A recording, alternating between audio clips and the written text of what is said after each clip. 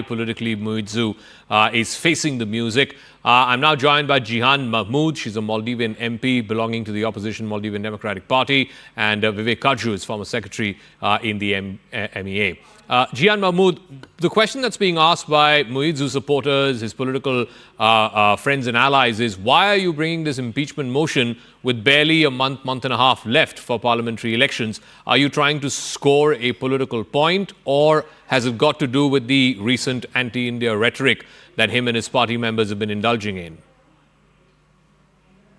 Thank you.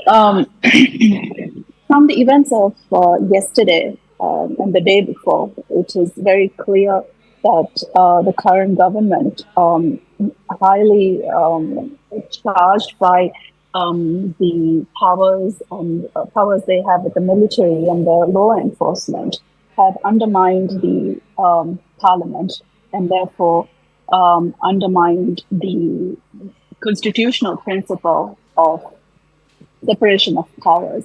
What happened on Sunday is quite dangerous. The parliament chambers were locked before the sitting for the approval of the cabinet was scheduled to take place.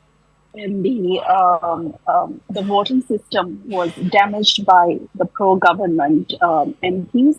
The sound system of the parliament was completely destroyed by these MPs. All these were taking place inside locked chambers that they locked themselves. Okay. And they had hijacked the speakers. Speaker and the Parliament Secretariat chair, and then make sure that the Parliament was hijacked on Sunday, physically and forcefully hijacked on Sunday. By the time we, the opposition and the other MPs, arrived for the sitting for the approval of the ministers. Now, it is a given that constitutionally it is the right of the president to appoint his cabinet. Yes. But it is also the prerogative of the constitutional prerogative of the parliament to give approval to the cabinet. Mm-hmm. Just because the parliament, of course, with the NDP and Democratic Coalition together holding the majority, NDP holding the majority of the parliament, and decided that we are not in agreement with the four proposed ministers. Mm-hmm. out of four. That is the Attorney General, the person proposed for the ministership of the Housing Ministry, the Economic Ministry, and as well as the Islamic Ministry. These four ministers were not to be approved by the opposition. And this is out of 22 names, 22 propositions put forth by the government for cabinet. So in no way were we at all trying to undermine the constitutional right or power of the president to appoint his cabinet. Okay. We were just saying no to 4 out of 22.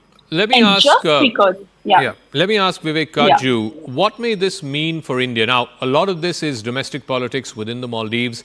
You have parliamentary elections coming up in mid-March. Clearly, Muizzu is positioning himself and his party to the right of Abdullah Yameen, more pro-China and more anti-India, because he's got this election coming up.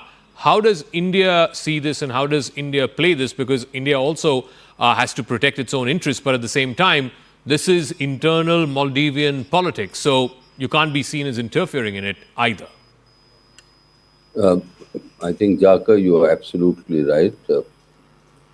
India should not be seen as intervening, legal or interfering in Maldivian domestic politics. Now, I've argued recently that India will naturally keep an eye on what is happening in the neighborhood. That is part of the diplomatic process. part of the security process of any country. And the Chinese have been very aggressive over the last decade, especially with India's or in India's immediate neighborhood. So naturally, India has to keep an eye on what the Chinese are doing. My own impression is that the best course for India is to tell its neighbors that look, your internal politics are your concern. We have no favorites. We will not play. We will not intervene in your processes. Second, that India's economic assistance and your participation in India's progress is welcome. But third and most importantly, that India, like any other major country, has security interests. And what cannot and will not allow is for any country in the neighborhood to become a base for anti-India activity. India can't allow its security to be threatened.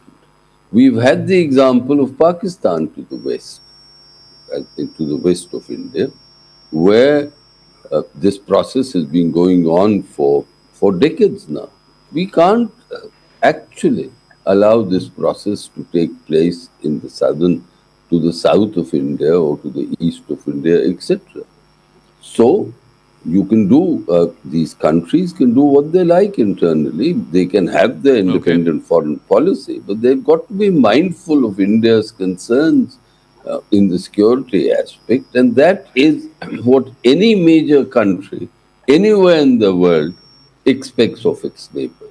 Jihan Mahmood, how, for your party, the MDP, which is avowedly pro-India, and Ibrahim Soli, the former president, has been very, very pro-India, how easy or difficult is it with the upcoming parliamentary elections when you have two major political parties trying to outcompete each other on who can be more anti-India and more pro-China, and at the same time the president, the current president, also saying that he came to power, the people of Maldives voted him to power because of the India Out campaign, and he says he's got the mandate to ask for Indian troops to leave the Maldives. So how easy or difficult is your position, politically speaking, seen as a pro-India party?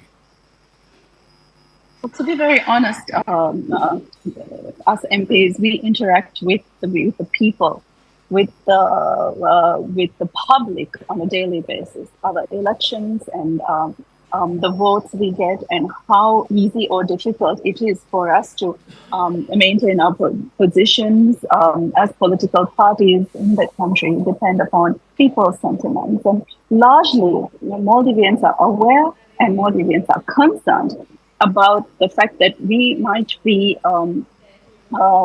in a position currently where we're losing our closest ally, our dearest long-standing friend, that is India, who's been helping us out through every economic, social, and other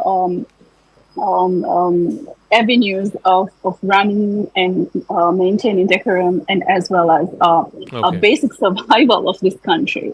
The food that we have available in this country is largely imported from India. Maldivians go to India for medical purposes, which are not available here in the Maldives. Our basic needs are met with the support of India, and this has been a symbiotic relationship with us supporting in India in a stable geopolitical situation in this region. And all right. so, if you're saying that this is a sentiment that's prevalent amongst Maldivian people, I guess some of that sentiment may be reflected when the polls happen for the Majlis. We'll leave it at that. Thank you very much. I'm completely out of time. Thank you very much to Mr. Kaju and also to the MDP, Maldivian Member of Parliament, Jihan Mahmood.